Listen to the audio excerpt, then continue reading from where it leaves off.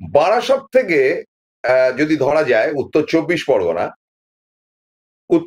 পরগনা, তারপরে নদিয়া, তারপর মুর্শিদাবাদ, তারপর উত্তর দিনাজপুর, একটা দিকে ঘুরে যাচ্ছে দক্ষিণ দিনাজপুর, মাঝখানে মালদা, মানে মানে মুর্শিদাবাদের পর মালদা, উত্তর দিনাজপুর, একটা দিকে ঘুরে যাচ্ছে দক্ষিণ দিনাজপুর যেটা বালুরঘাট, তারপরে উত্তর দিনাজপুরের পরে আসছে দার্জিলিং ডিস্ট্রিক্ট থেকে ঠিক ম্যাপটা দেখবেন হেলে যাচ্ছে, যেটা এদিকে হেলবে আপনার ম্যাপটাতে, অর্থাৎ পূবের দিকে হেলবে। সেখানে রয়েছে ডিস্ট্রিক্ট জলপাইগুড়ি এবং জলপাইগুড়ির সঙ্গে লাগোয়া আলিপুরদুয়ার এবং কোচবিহার। এই যে অঞ্চলটি, অর্থাৎ কটা হলো উত্তর চব্বিশ পরগনার পার্ট, নদিয়া, নদিয়া, তারপরে আপনার মুর্শিদাবাদ, মালদা, উত্তর দিনাজপুর, দক্ষিণ দিনাজপুর, দার্জিলিং, তারপরে জলপাইগুড়ি, আলিপুরদুয়ার এবং কোচবিহার, 10টা ডিস্ট্রিক্ট। এই 10টা ডিস্ট্রিক্টে এমন এমন রাস্তা দিয়ে আমি গেছি যেখানে একটা চিত্র আমার কাছে পরিষ্কার হয়েছে। এবং বিশ্বাস করুন, গাড়িতে গেছি এবং বারবার করে থামতে হয়েছে, প্রশ্ন করতে হয়েছে, এবং এই প্রশ্নের জায়গা থেকে আমার অনেকগুলো উত্তর আমি পেয়েছি। শুধু সেখানেই কথা নয়, তাদের সঙ্গে বসে চা খেতে হয়েছে, একটা সার্টেন ডিস্টেন্সের পর আমাকে থামতে হয়েছে, রাত কাটাতে হয়েছে। যেমন আপনার উত্তর দিনাজপুরের রায়গঞ্জে প্রথম রাতটা আমাকে থাকতে হয়েছে, দ্বিতীয় রাতটা থাকতে হয়েছে আলিপুরদুয়ারে, একেবারে আসামের বর্ডারে, তৃতীয় রাতটা আমাকে কাটাতে হয়েছে জলপাইগুড়িতে, এবং চতুর্থ রাত্রি আমাকে কাটাতে হয়েছে শিলিগুড়িতে। Then I came back.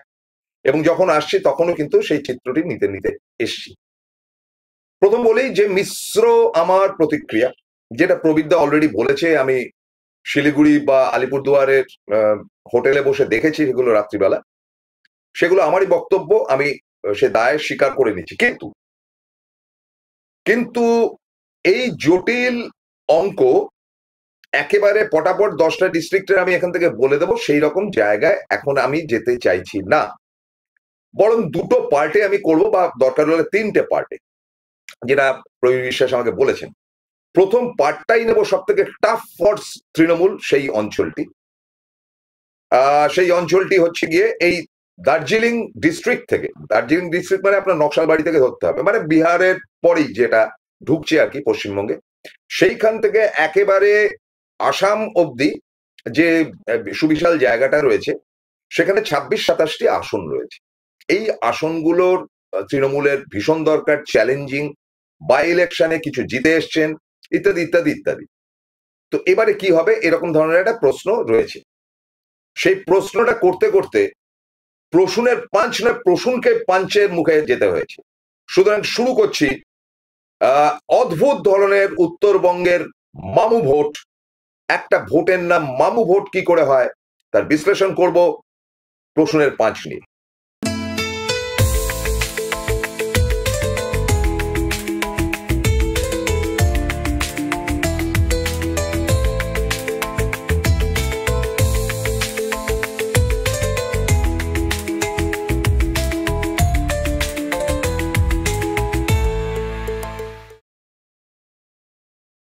সুপ্রভাত, সপ্তাহের প্রথম দিন, স্বাগতম, নমস্কার, আসসালামু আলাইকুম। একেবারে গোড়াতেই একটি কথা বলি, যে 10টি ডিস্ট্রিক্ট আমি ঘুরে এলাম, বারাসাত থেকে শুরু করে আপনার শিলিগুড়ির বিধাননগর বলে একটি জায়গা আছে শিলিগুড়িতে প্রবেশের আগে, এই অবধি খুব টেনশন যে একটা আছে, তাই না? সুবিশাল অঞ্চল, মুসলিম বেল্ট, এবং মুসলিম বেল্টটা শুরু হচ্ছে বারাসাত থেকে। বারাসাত থেকে আমরা যাওয়ার সময় আমরা কিন্তু ব্যারাকপুর হয়ে গেছি। এই ব্যারাকপুরের ভেতর দিয়ে ধীরে ধীরে ধীরে ধীরে বাইপাসে পড়ে আমরা পড়লাম কল্যাণী, এবং কল্যাণীর পর হরিণঘাটা হয়ে আবার বাইপাসে ঢুকলাম। বাইপাসে ঢুকে হরিণঘাটার পর যেটা জায়গাটা পাচ্ছি মোটামুটি ভাবে, সেটা কনস্টিটিউয়েন্সি অনুযায়ী, মানে বিধানসভা অনুযায়ী রানাঘাট কমপ্লিট করার পর যে অঞ্চলটি, অর্থাৎ কৃষ্ণনগর, যেখানে মহুয়া মৈত্র লোকসভায় যেতেন, সেই অঞ্চলটি থেকে একেবারে বর্ডার অফ কি বলা যায় আপনার মুর্শিদাবাদ, এই সুবিশাল অঞ্চলটিতে মহুয়ার জেতার পেছনে অনেকেই বলেন মহুয়ার কৃতিত্ব, হ্যাঁ থাকতে পারে কৃতিত্ব, আমি তাকে খাটো করব না, কিন্তু তার থেকেও বেশি হচ্ছে লাখে লাখে মুসলিম ভোটার, তাদের ভোটটা মহুয়া পেয়েছে, যেটা রানাঘাট কনস্টিটিউয়েন্সিতে তৃণমূল কংগ্রেস পায়নি। সেখানকার ব্যথা আলাদা আর এখানকার সুবিধা আলাদা। তো এগুলো নিয়ে আমি আলোচনাটা পরের পর্বে করব। যেটা 26 আসনের উত্তরবঙ্গের ডুয়ার্স এবং তরাই অঞ্চল, মানে একেবারে পাহাড়ের পাদদেশে যেই অঞ্চলটি, সেই অঞ্চলটি নিয়ে আপনাদের কাছে আলোচনা করবো, যেটা তৃণমূলের কাছে গতবারও ব্যথার ছিল, এবারেও এখনো পর্যন্ত আমার কাছে যে তথ্য তা ব্যথা। জায়গাটা কোথা থেকে শুরু হচ্ছে? জায়গাটা শুরু হচ্ছে একদম শিলিগুড়ি থেকে, হিন্দু বেল্ট বেসিক্যালি। শিলিগুড়ির কথা একদম লাস্টে বলবো। তারপরে জলপাইগুড়ি, জলপাইগুড়ি থেকে মাল, মাল বলে যে জায়গাটি রয়েছে, ওইখান দিয়ে আপনি যাচ্ছেন মানে ডুয়ার্স অঞ্চল দিয়ে, সেখানে আপনার বাদিকে পড়বে, মানে রাস্তাঘাট অসাধারণ, টোটাল রুট আমার অসাধারণ ছিল। পুরো বাংলার এই সুবিশাল 10টি ডিস্ট্রিক্ট মমতা বন্দ্যোপাধ্যায় সাজিয়ে গুছিয়ে দিয়েছে। কোনো সময় যদি গাড়িতে যান আনন্দ পাবেন। হাজারে হাজারে ধাবা রয়েছে, আপনি খেতে পারেন, মানে টয়লেট করার জায়গা রয়েছে, এবং বিভিন্ন ধরনের গেট রয়েছে যেখানে আপনাকে আটকাবে, সেখানেও পর্যন্ত আপনি টয়লেট ব্যবহার করতে পারেন। মানে কারুর কোনো অসুবিধা নেই, এইটুকু বলতে পারি। Up to Siliguri, up to Alipurduar, Mamata Banerjee যে কাজ করেছে তা তুলনাহীন। তুলনাহীন হলেও উত্তরবঙ্গে বারবার করে ধাক্কা খাচ্ছেন কেন মমতা বন্দ্যোপাধ্যায়? উত্তরবঙ্গের স্পেশালি দ্যাট প্লেস। এবং আমরা গত লোকসভাতেও দেখলাম যে জলপাইগুড়ি, আলিপুরদুয়ার, কোচবিহার, দার্জিলিং, তারপরে আপনার মালদার দুটো, তারপরে আপনার বালুরঘাট, উত্তর দিনাজপুর, এই 8-9টি আসলে সবকটিতেই হারলো। না, সবকটিতে হারলো না, একটি জিতেছিল, সেটা হচ্ছে গিয়ে মালদা দক্ষিণ। এই মালদা দক্ষিণটা বাদ দিয়ে বাকি 7টি আসনই কিন্তু বিজেপি পেল। কেন পেল? কি তাদের ব্যথা, কোথায় সমস্যা, সেটা আজকে আলোচনাটা সম্পূর্ণ না করে আমি ডুয়ার্স অঞ্চলটা বলছি, যেখানে 3টে লোকসভা রয়েছে, একটা দার্জিলিং লোকসভা, একটি জলপাইগুড়ি লোকসভা, একটি আলিপুরদুয়ার লোকসভা, অবশ্য 4টে, একটি কোচবিহার লোকসভা। এবং অপূর্ব রাস্তা, রাস্তা দিয়ে আপনি যাচ্ছেন, এই যদি রাস্তাটি হয় তাহলে একটা দিকে পড়ছে হিমালয় পাহাড়, এবং এই যে ভাদ্র মাস, ভাদ্র মাসে কিন্তু উত্তরবঙ্গে একদম বৃষ্টি হয়, প্রচন্ড গরম, একেবারে গা পোড়ানো গরম, ক্লিয়ার ক্রিস্টাল, আপনি কিন্তু পাহাড় দেখতে দেখতে যাচ্ছেন, এবং পাহাড়ের পাশে পরপর চা বাগান, চা বাগান, চা বাগান, অপূর্ব দৃশ্য। এবং ডান দিকে কখনো জঙ্গল পড়বে, কখনো মানুষের বসবাস। জঙ্গল মানে মানে সাংঘাতিক হিংস্র জঙ্গল একটার পর একটা রয়েছে। এই করতে করতে আপনি একদম এন্ড পোর্শন, শ্রীরামপুর বলে যে জায়গাটি রয়েছে আলিপুরদুয়ারের এন্ড পোর্শন, সেই অবধি আপনি ছানবিন করতে পারেন, আমি তাই করেছি। এখানে আমি গুনে দেখলাম 26-27টি আসনের মধ্যে গতবারে অর্থাৎ 2021-এ তৃণমূল কংগ্রেস জিতেছিল কোচবিহারে 2টি, জলপাইগুড়িতে 1টি, এবং দার্জিলিং এর সঙ্গে লাগোয়া উত্তর দিনাজপুরের একটা মুসলিম বেল্ট রয়েছে, সেখানকার 4টি। এবার মেরে কেটে সেই 4টি 5টা থেকে 6টা হতে পারে, মানে কোচবিহারের আসন বাড়তে পারে, আবার এমন হতে পারে যে জলপাইগুড়ির আসন কমে গেল, সেটাও হতে পারে। তো এগুলো হচ্ছে কি করে? এই যে মমতা বন্দ্যোপাধ্যায় এতবার উত্তরবঙ্গের এই পোর্শনটাতে যাচ্ছেন, তারপরেও তিনি ভোট পাচ্ছেন না। কেন পাচ্ছেন না? এত উন্নয়ন করার পরেও, লক্ষ্মীর ভান্ডার, স্বাস্থ্য সাথী থেকে শুরু করে যা যা অ্যাডভান্টেজ রয়েছে সবই বলেছি। তার একটা ইতিহাস আপনাদেরকে ছোট্ট করে বলতে হয়, বিরক্ত হবেন না, কারণ এগুলো জানা দরকার উচিত। এই যে উত্তরবঙ্গ, এখানে কারা থাকে, মানে এই ডুয়ার্স তরাই অঞ্চলে কারা থাকে? বিভিন্ন জনজাতি, যাদেরকে ব্রিটিশরা এই জঙ্গলমহল, পুরুলিয়া থেকে পিটিয়ে তুলে নিয়ে চলে গিয়েছিল চা বাগানে শ্রমিক করার জন্য, নানা ভাষাভাষী। তার সঙ্গে নেপালি রয়েছে, নেপালিদের মধ্যে অনেকগুলো বিভেদ রয়েছে, তারা রয়েছে, বিহারি রয়েছে, এবং দলিত রয়েছে। এই উত্তরবঙ্গের একটা পোর্শন। আরেকটা পোর্শনে রয়েছে যেখানে জনমানুষের ভিড়, সেখানে রয়েছে পূর্ববঙ্গ থেকে মানে আগত রিফিউজি, যারা, আমরাও রিফিউজি, তারা রয়েছে। সেটার সংখ্যা বিশাল, বিরাট। এবং লোকাল উত্তরবঙ্গের মানুষ, কুচবিহারের, যেমন কুচবিহারের কোচরা রয়েছে, তেমন এদিকে রয়েছে, বাংলার এদিকে রয়েছে একটা মিশ্রিত জনগোষ্ঠী। তো এই যে কম্বিনেশন, এরা বাঙালি, এবং আমি দেখেছি এদের মধ্যে অসম্ভব সারল্য। এই যে এদের এখানে ডেভেলপমেন্টের জায়গায় আজকে চকচকে ঝকঝকে হচ্ছে, কিন্তু কলকারখানা যে সুবিশাল হয়েছে বা কর্মসংস্থা যে বিরাট হয়েছে এমনটি কিন্তু নয়। সেখানে মূল ব্যবসাটা হচ্ছে এই ডুয়ার্স তরাই অঞ্চলে, সেটা হচ্ছে তিনটে টি। এই তিনটে টি এর একটা হচ্ছে কি টি গার্ডেন, মানে চা উৎপাদন। দ্বিতীয় টিটা হচ্ছে টিম্বার, অর্থাৎ কাঠ, এই জঙ্গলের কাঠ, মানে সেটা কিন্তু বিগ বিজনেস, সারা ভারতে এটা সাপ্লাই হয়। Timber, timber and tourism.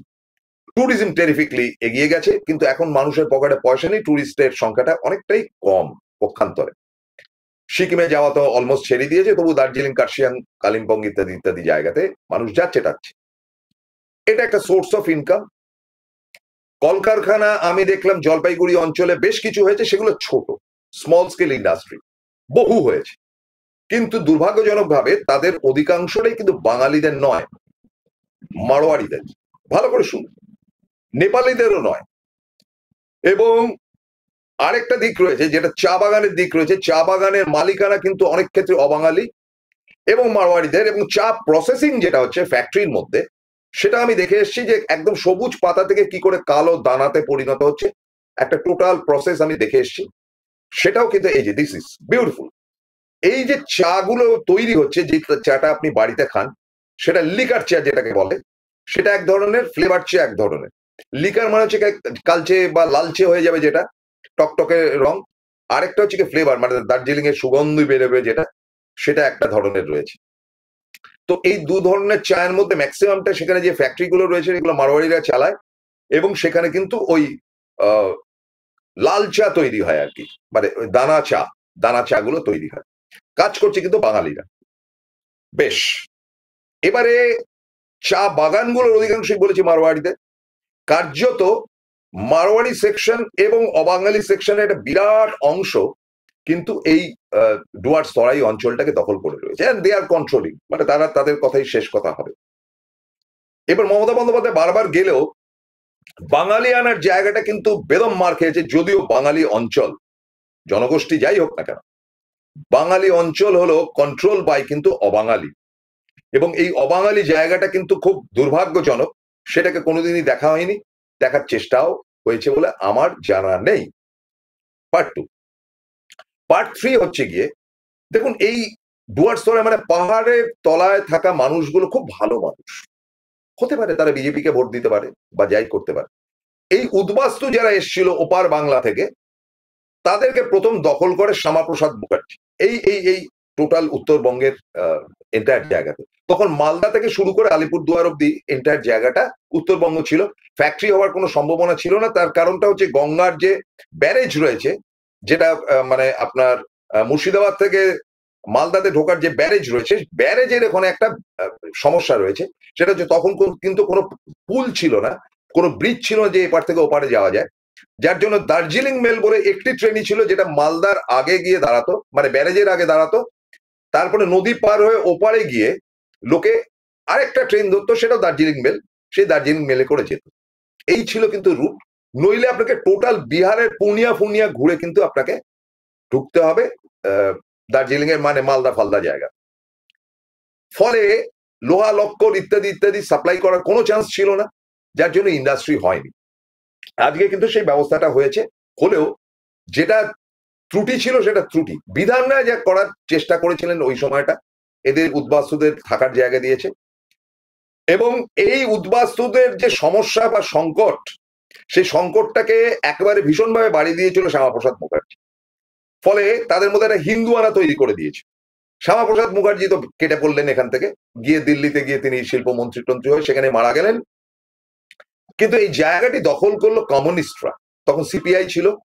তো এই কমিউনিস্টরা লোকের বাড়িতে গিয়ে ডুয়ার্স তরাইয়ের অঞ্চলের বাড়িতে গিয়ে প্রত্যেককে বলতে আরম্ভ করলো, দেখো তোমগ তো এই বিধান রায় লইয়া আনছে, এইখানে আনছে, তোমাদের কোনো সুবিধা নাই। এই মানে পশ্চিমবঙ্গের যে জনগোষ্ঠী, তাদেরকে বললো যে দেখো উদ্বাস্তুরা এসে তোমাদের জায়গা দখল করেছে, মানে কি অসভ্যতা চিন্তা করে বামেদের। এবং ওপার বাংলার লোকেদেরকে বললো তোমাদের খুব কষ্ট, আমরা বামেরা তোমাদের পাশে আছি। মানে দুজনকে লড়িয়ে দিল, লড়িয়ে দিয়ে তারা তাদের ভোটটাকে তৈরি করলো, যার জন্য কমিউনিস্ট পার্টির যত উত্থান হয়েছে সব নর্থ বেঙ্গল থেকে হয়েছে, এমনকি নকশাল বাড়ি, মানে সিপিআই ভেঙে সিপিএম হয়েছে, সেই সিপিএমও কিন্তু নর্থ বেঙ্গলে স্ট্রং। আবার সিপিএম ভেঙে যে নকশাল হয়েছে সেটাও কিন্তু নর্থ বেঙ্গল থেকে হয়েছে, কানু সান্যাল, চারু মজুমদার ইত্যাদি ইত্যাদি। এই ইতিহাসটা জানতে হবে। এবং এরা কোনো ডেভেলপমেন্ট করেনি, ডেভেলপমেন্ট করলে আজকে এই দুরবস্থাটা থাকতো না। তো এই অবস্থা থেকে প্রথমবার 2009 যে সিটগুলো ছিল সবকটা সিট বামেরা যেতে লোকসভাতে। 2011-তে জলপাইগুড়িতে খারাপ রেজাল্ট করে, আলিপুরদুয়ারে মন্দের ভালো করলো, জলপাইগুড়িতে খুব একটা ভালো কিছু করেনি, কোচবিহারটা একটু ভালো করেছিল, কারণ কোচবিহারে কিন্তু একটা সেকশন অফ মুসলিমস রয়েছে যারা কিন্তু মমতাকে ভোট দিয়েছিল। কমিউনিস্টদের কিন্তু তখনও তৎপর, এবং দার্জিলিং নামক যে জায়গাটি সেখানে কিন্তু কিছু ভোট, বেশ কয়েকটা আসন তৃণমূল কংগ্রেস পেয়েছিল। মানে সব মিলিয়ে 26টা আসনের মধ্যে তৃণমূল ওই সময়টা বেশ 13-14টা আসন পেয়েছিল। সেটা কিন্তু পরবর্তী অধ্যায় কমে গেল। 2016-তে আরো বাড়লো। 2016 বিধানসভায় কিন্তু একবারে চমৎকার রেজাল্ট, মানে সব মিলিয়ে বোধহয় 17-18টা আসন পেয়েছিল, দেখে নেবেন, বা আরো বেশি হতে পারে।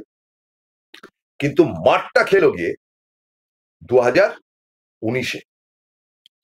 এইখানে কিন্তু খেলাটা খেলেছে অ্যাবসলিউটলি বিজেপি আরএসএস। তারা ঘরে গিয়ে গিয়ে বলেছে মমতা বন্দ্যোপাধ্যায় থাকলে তোমাদের কিচ্ছু লাভ নেই, তোমরা খাবার পাবে না, দাবার পাবে না। মুসলমানদেরকে ওরা আরেকটা ব্যাপার রয়েছে, সেটা হচ্ছে উত্তরবঙ্গের রিফিউজি যে অঞ্চলটি, তাদের সংখ্যাটা তো সুবিশাল। তাদেরকে বোঝানো হয়েছে মমতা হচ্ছে বেসিক্যালি মুসলিমদের লিডার, আর এই মমতা বেগমের সঙ্গে না থেকে তোমরা বিজেপিকে সাপোর্ট দাও। আপনারা বিশ্বাস করুন, উত্তরবঙ্গের মানুষ সরল সিধে, আপনার সঙ্গে যদি খুব বেশি আলাপ পরিচয়ও না থাকে, আপনি কারুর বাড়িতে গেলেন আপনাকে কিন্তু একেবারে পেট ভরিয়ে ভাত টাত খাইয়ে ছাড়বে। এখানে বিজেপি বলে অ্যাজ কিছু নেই, তৃণমূল বলে অ্যাজ কিছু নেই, সিপিএম বলে কিছু নেই। তারা চায় বাঁচতে, এবং বাঁচার জন্য তারা সাপোর্ট একসময় বামেদের করেছে, বামেদের থেকে ট্রান্সফরমেশন যেটা হয়েছে সেটা বিজেপিতে গেছে, মাঝখানে কিছুদিন তারা তৃণমূলে ছিল। মানে এই ধরনের কিন্তু, মানে কমিটেড ভোটার বলতে যেটা বোঝা যায় সেটা কিন্তু উত্তরবঙ্গের ডুয়ার্স তরাই অঞ্চলে মোটেই ছিল না। কিন্তু এই যে বিজেপি ভোটটা পেল, 2021-এও আমরা দেখেছি খুব খারাপ রেজাল্ট করেছে, কারণ ওই একটাই হিন্দু মুসলমান ঘৃণা এমন ভাবে ছড়িয়ে দেওয়া হয়েছে এই 4টে ডিস্ট্রিক্টে যে সেখানে ভোট পায়নি। এবং সব থেকে প্রথম এবং প্রধান কথাটা হচ্ছে যে দার্জিলিং যে ডিস্ট্রিক্ট, যেটা একবার পাহাড় থেকে শুরু হয়েছে, সেটা একদম শেষ হচ্ছে যেই জায়গায়, সেই জায়গায় ওই কি নাম মুসলিম ভদ্রলোকের, তিনি জিতেছেন, তাছাড়া একটা সিটও জেতে, একটি সিট জিতেছিল দার্জিলিং ডিস্ট্রিক্টে, বাকি সব জায়গায় হেরে গেছে।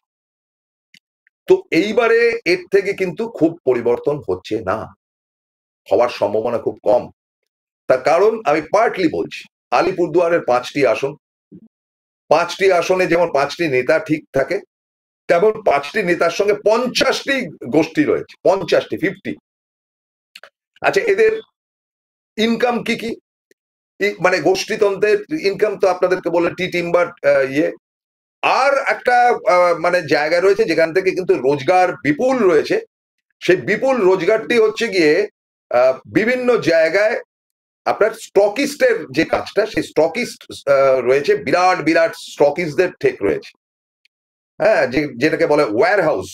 এই ওয়্যার হাউসও কিন্তু সব মালিকানা বেশিরভাগই কিন্তু মারওয়াড়িদের হাতে। এই ওয়্যার হাউসের মালিকরা কিন্তু তাদেরকে প্রভোগ করেছে যে তোমরা বিজেপিকে ভোট দাও। তারা মালিকের কথা শুনে চা বাগানে গিয়ে বলেছে বিজেপিকে ভোট দাও, তারা ওদের চাকরি থেকে তাড়িয়ে দেবো। তারা বিজেপিকে ভোট দিয়েছে, কারণ ওদের মধ্যে অধিকাংশ নিরক্ষর ইত্যাদি ইত্যাদি। ফলে এই ধরনের একটা সিচুয়েশন তৈরি হওয়াতে একটা হচপচ হয়ে রয়েছে। দেখুন, উত্তরবঙ্গের নেতা থেকে শুরু করে সাধারণ মানুষ অত্যন্ত চরিত্রবান, মহিলাদের আকর্ষণ বা মহিলাদের সঙ্গে অসভ্যতামি ইত্যাদি ব্যাপারগুলো নেই। কিন্তু উত্তরবঙ্গে যে কালচারটি রয়েছে সেটা হচ্ছে মদ্যপানের কালচার। আমি বলছি না সবাইকে, কেউ অন্যভাবে নেবেন না, মোটামুটি ভাবে মদ্যপানের একটা সংস্কৃতি সেখানে রয়েছে, যা দক্ষিণবঙ্গে ভাবতেই পারেন। বিভিন্ন ঠিক সেখানে নানান ধরনের মদ খাওয়া হয়, যেমন চা বাগানের শ্রমিকরা চোলাই মদ ইত্যাদি ইত্যাদি খায়, এবং মদ খেলে তারা কনভিন্সড। তো সেটাও দেখে এসেছি, সেটার সাপ্লাইটা টেরিফিকলি দেওয়া হচ্ছে। কে দিচ্ছে বলছে যে মামু দিচ্ছে, মামুর কথাটা বলবো বিরতির পর। এবং মমতা বন্দ্যোপাধ্যায় তো এই সপ্তাহেই যাচ্ছেন, গিয়ে তিনি কতটুকু কি করতে পারবেন শেষ মুহূর্তে আমি জানি না। তবে হ্যাঁ, মমতা বন্দ্যোপাধ্যায় সম্বন্ধে সেখানকার স্থানীয় লোকেদের বক্তব্য হচ্ছে মমতা বন্দ্যোপাধ্যায় খুব ভালো, আমাদের নেতাগুলো খুব খারাপ। অর্থাৎ সেটা তৃণমূল নেতা। আপনারা বিশ্বাস করুন, বিজেপির যে এই যে 26টা আসনের মধ্যে 22টা জিতেছিল, এই 22টা নেতাকে তারা চেনেই না, চিনতে চায়ও না, পাত্তাই দেয় না, কোনোদিন তাদের মুখ দেখেনি। এই নেতারা এসে এলাকায় কোনো উন্নতি করেন, তাহলে কেন এই নেতারা মানে জিতছে? এই নেতাদের জায়গায় আপনি যদি গিয়ে বিজেপির হয়ে দাঁড়ান, আপনিও জিতে যান।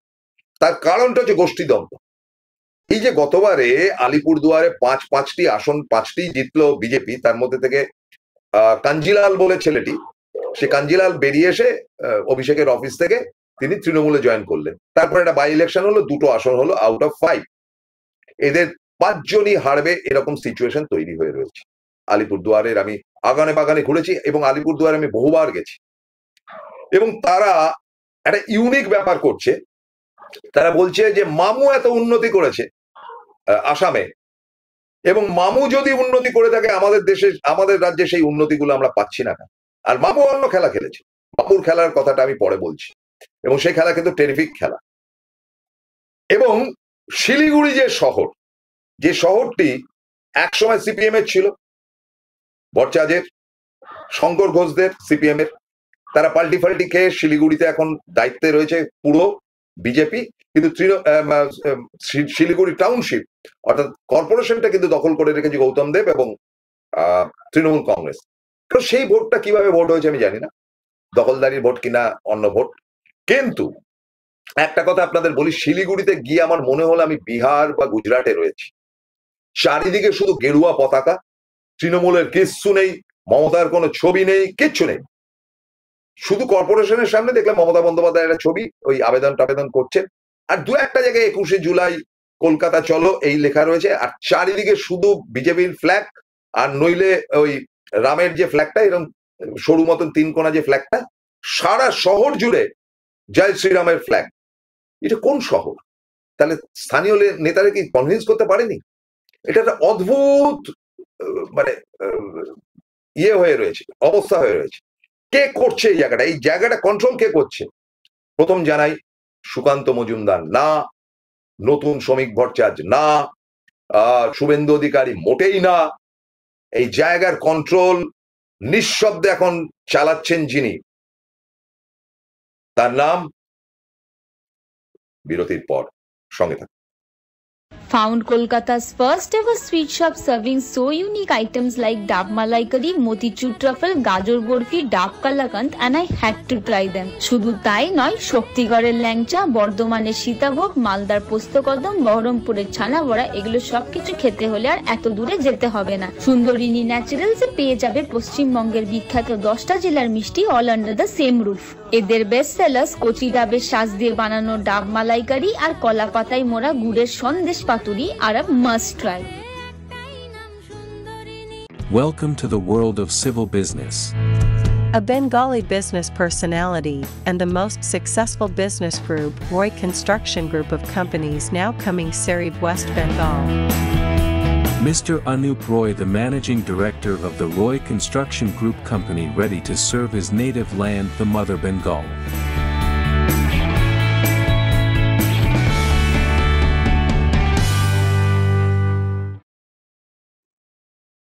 ফিরলাম বিরতির পর। কে কন্ট্রোল করছে এই ডুয়ার্সতরাই অঞ্চল? তিনি কিন্তু আসছেন না, তার লোকজন তারা সব বাঙালি। তার নাম হচ্ছে হিমন্ত বিশ্ব শর্মা, যিনি আসামের মুখ্যমন্ত্রী।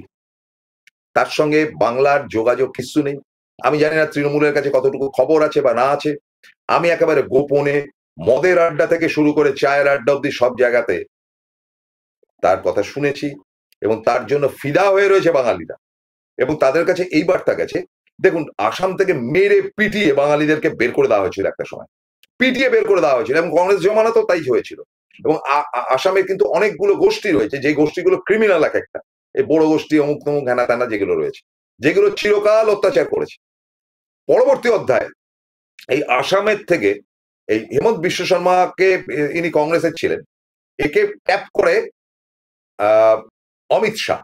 এবং ইউনিক ম্যাটার ইজ দিস, যে অমিত শাহ যাদেরকে সারা ভারতে ট্যাপ করেছে, তারা প্রত্যেকে অত্যন্ত করাপ্টেড। মানে অমিত শাহ পছন্দের লোকগুলো কারাপ্টেড, তারা হয় চিট ফান্ড, নইলে টাকা চুরি, নইলে এটা ওটা, নইলে দালালি ইত্যাদি ইত্যাদি। হিমন্ত বিশ্ব শর্মা কিন্তু বহু এরকম ধরনের স্ক্যান্ডালের সঙ্গে যুক্ত, এবং তিনি যদি কংগ্রেস না ছাড়তেন জেল হতো, যেমন শুভেন্দু অধিকারী সম্বন্ধে এ রাজ্যে শোনা যায়। এবং এইটা করে যত কেচ্ছাওয়ালা লোকেদের নিয়ে অমিত শাহর কারবার, লোকটা তো বাজে লোক আমি বলি, এবং অমিত শাহর কারবার মানে হচ্ছে নরেন্দ্র মোদীর আশীর্বাদ। এটা আরএসএস কতটা জানে বা কতটা অ্যালাউ করছে I don't know, weather only I can speak one thing very specifically, সেটা হচ্ছে নরেন্দ্র মোদী এবং অমিত শাহর প্রিয় পাত্র হিমন্ত বিশ্ব শর্মাকে দু চোখে দেখতে পারে না আরএসএস। আমি জানি না আরএসএস কি করছে এখন। এই হিমন্ত বিশ্ব শর্মা পুরো এই অঞ্চলটিতে স্প্রেড করে দিয়েছে যে তোমরা যারা যারা আসামে থাকতে, যারা যারা পালিয়ে চলে এসছো, দ্বিতীয়বার উদ্বাস্তু হয়েছো আসাম থেকে বেরিয়ে বাংলায় যারা বাস করছো, মেনলি কুচবিহারে তাদের বেশিরভাগ বাস, আলিপুরদুয়ারে বেশিরভাগ বাস, ওই আপনার কুমারগ্রাম ইত্যাদি ইত্যাদি জায়গা, আপনারা সব ফেরত আসেন। আসামে সব আপনাদের পুরনো জমি রয়েছে, আপনারা আসামে ফেরত আসেন, এই বার্তাটি দিয়েছে। সাংঘাতিক নাকি ডেভেলপমেন্ট হয়েছে আসামে, আসামে ঢুকলেই নাকি ডেভেলপমেন্ট পশ্চিমবঙ্গ থেকে বেশি, এইটা স্প্রেড করছে কিন্তু হিমন্ত বিশ্ব শর্মা। এবং আপনারা ফেরত আসুন, শুধু মুসলমান আসলে তাদেরকে বের করে দেওয়া হবে, এই ধরনের একটা গেম খেলেছে। এবং এমনই আমাদের এই সরল সিধে বাংলার মানুষগুলো যারা ডুয়ার্স তরাই অঞ্চলে রয়েছে, তারা হিমন্ত বিশ্ব শর্মাকে বিশ্বাস করছে। এবং তিনি সেখানে মামু, কেন তিনি মামু মামা, তার একটা দৃশ্য বলি, নাটকীয় দৃশ্য যদি দেখেন তাহলে বুঝতে পারবেন কেন তিনি মামা। এক ঝলক দেখাতে চাইছি।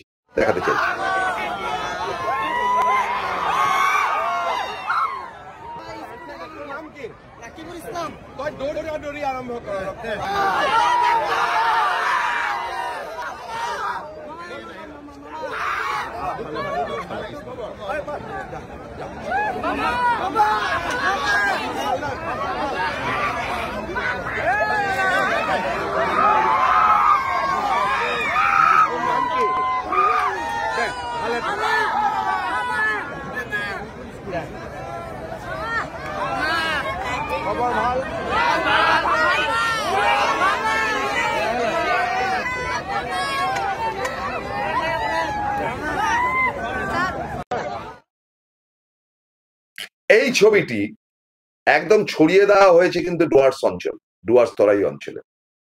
এবং জনগোষ্ঠীর জায়গা থেকে আপনাদের আবারও বলি যে পূর্ববঙ্গীয় বা এ দেশের জনগোষ্ঠী যারা রয়েছে, কি নাম জাস্ট ভুলে যাচ্ছি, যাই হোক, তারা কিন্তু প্রত্যেকে কনভিন্সড রাজবংশী।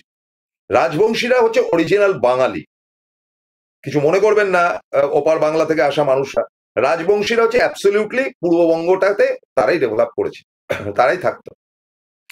এই রাজবংশীদের কাছে, এই রাজবংশীকে এনআরসি দিয়ে তুলে নিয়ে গেছে। এবং এই খবর যখন আমি তাদেরকে প্রশ্ন করলাম যে আপনারা এটা বলছেন আলিপুরদুয়ারের একটা হোটেলে বসে, কানুদার হোটেলে বসে, আমি যখন জিজ্ঞেস করলাম তাদের মধ্যে অনেকেই তুরীয় অবস্থা। আমি বললাম যে এই যে হেমন্ত বিশ্ব শর্মা কনসেন্ট্রেশন ক্যাম্প করে সমস্ত আটকে রেখে দিয়েছে, তো সেই আটকে রেখে দেওয়া লোকগুলোকে ছাড়ছে না কেন? সেখানে তো সবাই মুসলমান না, সেখানে তো হিন্দুরাও আছে। তার কিন্তু কোনো উত্তর এদের জানা নেই। এবং তাদের কাছে একটা খবর রয়েছে যে আম্বানিরা নাকি কয়েক হাজার কোটি টাকার ব্যবসা করতে আসামে এসছে। কয়েক হাজার কোটি টাকার ব্যবসা করার জন্য কয়েক হাজার লোকের মানুষের কিন্তু চাকরি সেখানে হবে, এটা আসামের নাকি ছড়িয়েছে, যার জন্য এই ডুয়ার্স তরাইয়ের সরল মানুষগুলো সেগুলো বিশ্বাস করছে। রাজবংশীদের একটা অংশ কিন্তু ক্ষেপে রয়েছে আসামের উপর, কারণ তাদের বক্তব্যটা হচ্ছে যে তাদের লোকজনের উপর অত্যাচার হয়েছে, কিন্তু হলে কি হবে, ওভারঅল একটা ডিস্ট্রিবিউশন এমন ইউনিক করেছে। এবং যাদেরকে এখানে সেই কাজটা করতে দেওয়া হয়েছে, সেটা Amit Shah well concern with that, যে এই কাজটা হচ্ছে। আপনারা ভাবছেন পশ্চিমবঙ্গ থেকে যাচ্ছে অমুক নেতা, পাত্তাও দেয় না। কাজকলা তারা শুভেন্দুরকে পাত্তাও দেয় না, বলে বাজে লোক। বা যেই যাক, নরেন্দ্র মোদীর মিটিং এ বিরাট ভিড় হচ্ছে, কিচ্ছু যায় আসে না। এরা না, আবারও বলছি, এরা না তৃণমূল না কংগ্রেস, এরা বাঁচতে চায়। সে বাঁচার জায়গার আসার জায়গা যে ওই কর্মতৎপরতার জায়গায় দিদির টাকাটা পাচ্ছে, টুকটাক কাজ করছে, কিন্তু কোনো ইন্ডাস্ট্রি না থাকার জন্য, বিগ ইন্ডাস্ট্রি না থাকার জন্য যা হচ্ছে সরকারি চাকরি কিংবা ওই এজেন্সি বিজনেসের ধরুন টাউনশিপ, যেগুলো টাউনও তো কম, কোচবিহার একটা শহর রয়েছে, আলিপুরদুয়ার একটা শহর রয়েছে, দিনহাট একটা শহর রয়েছে, তিনটে এই দিকে জলপাইগুড়িতে 2টো শহর রয়েছে, আর শিলিগুড়িতে একটা বিগ সিটি। মাত্র 6টা শহর রয়েছে 4টে ইয়েতে, 4টে ডিস্ট্রিক্টে, মাত্র 6টা শহর। বাকি গ্রামের লোকগুলো যাবেটা কোথায়? গ্রামগুলো এখন শহরের মতন ঝকঝকে হয়ে গেছে। কামাখ্যাগুড়ি বলুন, বারোভিসা বলুন, আপনি ঢুকলে বিশ্বাস করতে পারবেন না, চকচকে ঝকঝকে সমস্ত ব্যাপার, বিরাট বিরাট শপিং মার্কেট। এর সঙ্গে সংযুক্ত হয়েছে আরেকটা জায়গা, যেটা না বললে অসম্পূর্ণ থাকে, সেটা হচ্ছে আলিপুরদুয়ার জলপাইগুড়ির এই জাংশনে হিমালয়ের পাদদেশে আরেকটি জায়গা রয়েছে, যেটার নাম হচ্ছে কি জয়গাঁও। এই জয়গাঁও জায়গাটা কিন্তু চমৎকার জায়গা। এটা হচ্ছে কি ভুটানের পাদদেশে, ভুটানের পাদদেশে, এবং এই জয়গাঁও দিয়ে কিন্তু ভুটানে প্রবেশ করা যায়। এবং ভুটানে প্রবেশ করতে গেলে জয়গাঁওর ভেতর দিয়ে যেতে হবে, এবং জয়গাঁও হচ্ছে কি একটা মার্কেট প্লেস। যে মার্কেট প্লেসটা কলকাতার বড় বাজারকেও টেক্কা দিতে পারে, এত বড় মার্কেট প্লেস। মানে ভারতবর্ষে যে কটা বড় মার্কেট প্লেস রয়েছে, একটা রয়েছে আজমলকা মার্কেট, যেটা মানে লম্বা মার্কেট, যেটা যেটা রয়েছে দিল্লিতে, ক্রফোর্ড মার্কেট রয়েছে বোম্বেতে, কলকাতার বড় বাজারকে এর স্ক্যাটার্ড, বড় বাজার এখানে কিছু ওখানে কিছু করে একটা জগা খিচুনি মার্কা মার্কেট। কিন্তু লম্বা টানা রাস্তার উপর মার্কেট যদি পশ্চিমবঙ্গে কিছু ধরতে হয়, তাহলে হচ্ছে গিয়ে জয়গাঁওর মার্কেট। এই জয়গাঁওর market is control by mainly Marwaris and Biharis. তারা কেউ মমতাকে ভোট দেবে না, কারণ তাদের কিন্তু সব ব্যবসাপত্র বন্ধ হয়ে গেছে। কারণ তারা যদি ভুটানিদের কাছে বিক্রি করতে না পারে, কারণ ভুটানিরা দরজা বন্ধ করে দিয়েছে, ভুটানে প্রবেশ তখন নিষিদ্ধ ছিল, পরে নাকি সেটা আবার দরজাটা খুলেছে না খেতে পেয়ে। কারণ ওদের দেশে ধরুন একটা সাবানের টুকরো, একটা সাবানের টুকরো, এই টুকরোটা, এটার দাম হচ্ছে 1 টাকা, যদি তারা ভারতে এসে কেনে। আর যদি তারা দরজাটা বন্ধ করে, এটাই পাওয়া যাবে 10 টাকায় ভুটানে। আর ভুটানের তো জানেন বেসিক্যালি অলস লোক, সেখানকার লোকেরা ফালতু লোক, রাজার আন্ডারে এখনো রয়েছে। এবং I am very sorry to say, বেশ্যাবৃত্তি হচ্ছে গিয়ে তাদের অন্যতম ব্যবসার একটি অংশ ভুটানে। এবং আমি ভুটানে অন্য রাস্তা দিয়েও গেছি, কুমারগ্রাম দিয়েও আমি ভুটানে গেছি। সেখানে দেখলাম যে মেয়েরা সব সারাদিন কাজ করছে, আর ছেলেরা দেশি মদের দোকানে, চোলাই মদের দোকানে মদ খেয়ে চুরে বসে রয়েছে। ঘড়িতে তখন দুপুর 1টা, সারাদিন মদ খাচ্ছে আর মেয়েরা কাজ করছে। মেয়েরা কত রকম কাজ করছে, বাইরের বাবুদেরও এন্টারটেন করছে। Very sad. আমার দেশ নয়, আমি এর বেশি আর ভুটানের পেছনে চায়না, চায়নার হেল্প পাবে বলে তারা ভারতের সঙ্গে সম্পর্ক খারাপ করছে। সে মার্কেটটা আবার খুলেছে, এবং এই মার্কেটটা খারাপ হওয়াতে এই মার্কেটের মধ্যে কয়েক হাজার দোকানদার খেপে গেছে বাংলার উপর। লাও ঠেলা, বাংলা কি তাদের আটকেছে? ভাই কে বোঝাতে যাবে? আমি তো একদিন গিয়ে জয়গাঁও থেকে ঘুরে এসছি, আমি কি রোজ গিয়ে তাদের বোঝাবো যে এটার জন্য মমতা দায়ী নয়, এটার জন্য কেন্দ্রীয় সরকার দায়ী? তাদের সঙ্গে তাদের বৈদেশিক নীতির জন্য দরজাটা বন্ধ হয়ে গিয়েছিল, বিক্রিবাটটা কমে গিয়েছিল, না খেয়ে মরেছিল, দোকানপাট বিক্রি করে দিয়েছিল। কে বোঝাবে? এটা বোঝাতে হবে। ফলে এই যে টোটাল সিনারিওর একটা জায়গা বললাম, আর জলপাইগুড়ির অঞ্চলের মানুষ মানে অদ্ভুত মেন্টালিটির, তাদেরকে গিয়ে যে বোঝাবে।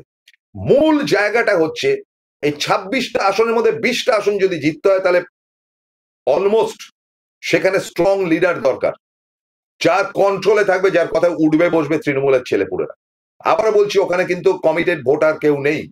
আজকে যারা বিজেপিকে ভোট দিচ্ছে, কালকে কিন্তু তারা তৃণমূলকে ভোট দেবে, কিন্তু কমিটেড ভোটার দরকার। অরূপ বিশ্বাস যেতেন, অরূপ বিশ্বাস একদিনের জন্য গিয়ে কি কচু হবে, যেখানে একটা জট পাকিয়ে রয়েছে। এখানে দরকার সায়নী ঘোষের মতন লিডার। আমি এখানে এক্সপ্লেন করার লোক না। মহুয়া মৈত্রের মতন লিডার, কিন্তু মহুয়া তো আসতে পারবে না, তার কৃষ্ণনগরের কনস্টিটিউয়েন্সিতে তাকে দৌড়াতে হবে।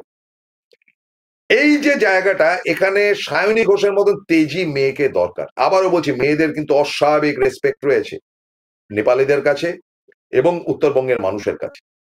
সায়নী যদি যায় এবং ওখানে পড়ে থেকে যদি সংগঠন করে, যেটা ঋতব্রত পারেনি, I am very sorry, Ritabrata আমার বন্ধু, ঋতব্রত ফ্লপ করেছে।